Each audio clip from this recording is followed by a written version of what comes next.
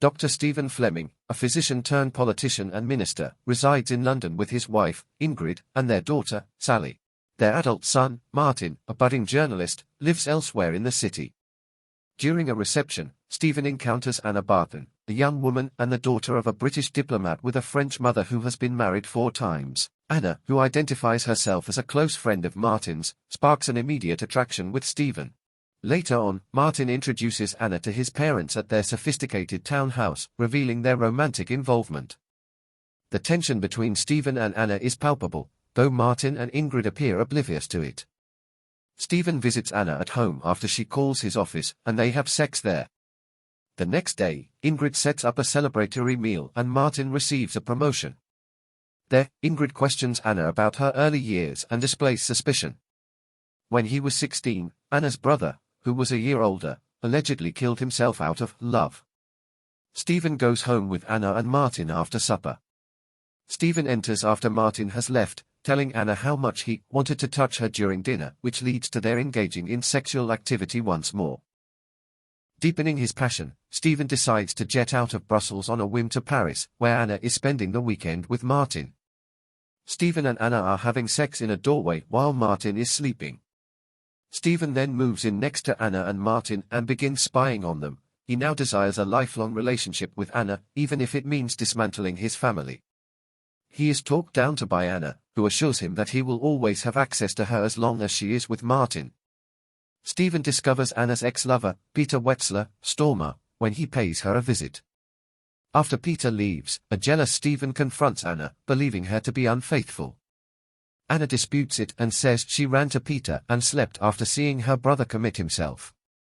The Flemings pay a visit to Edward Lloyd, Ingrid's father and Stephen's political mentor, to celebrate Ingrid's birthday. During the gathering, Martin announces that Anna has accepted his marriage proposal, visibly unsettling Stephen. That night, Sally observes Stephen leaving Anna's room. When questioned by Sally, a nervous Stephen fabricates a story, claiming he was discussing the marriage with Anna due to Ingrid's distress. Subsequently, the Flemings have lunch with Anna's mother, Elizabeth, who criticizes the impending marriage. She remarks that Martin doesn't seem to be Anna's usual type but points out his striking resemblance to Anna's deceased brother. Elizabeth also notices the strained interactions between Anna and Stephen. Detecting the affair, she warns Stephen to bring it to an end. Initially, Stephen complies with ending the relationship. He attempts to confess to Martin and Ingrid separately, but ultimately refrains. When he calls Anna, he hangs up upon hearing Martin's voice.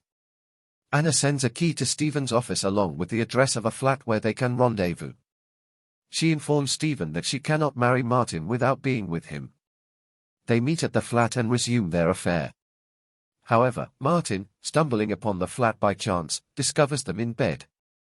In shock, he accidentally falls over a railing to his death. A devastated Stephen rushes down the stairs unclothed, cradling Martin's lifeless body while Anna silently departs. Stephen's extramarital affair is exposed, triggering a media sensation. In the midst of this turmoil, Ingrid, filled with anguish, questions whether he had ever truly loved her and expresses a regretful wish that they had never crossed paths. Consequently, Stephen resigns from his government position. When he encounters Anna's mother, he discovers that Anna is staying with her, yet their last meeting is marked by a somber silence. Choosing to depart from his wife and daughter, Stephen retreats to a rented room in a southern European town. In a reflective narration, he discloses that he encountered Anna only once more, briefly at an airport, learning that she now has a child with Peter. Stephen gazes at a large photo blow-up on his wall, a picture Martin had given him featuring Stephen, Anna, and Martin together. He concludes with a composed reflection, stating, "She was no different from anyone else." The movie ends here. Click the like button and subscribe to the channel.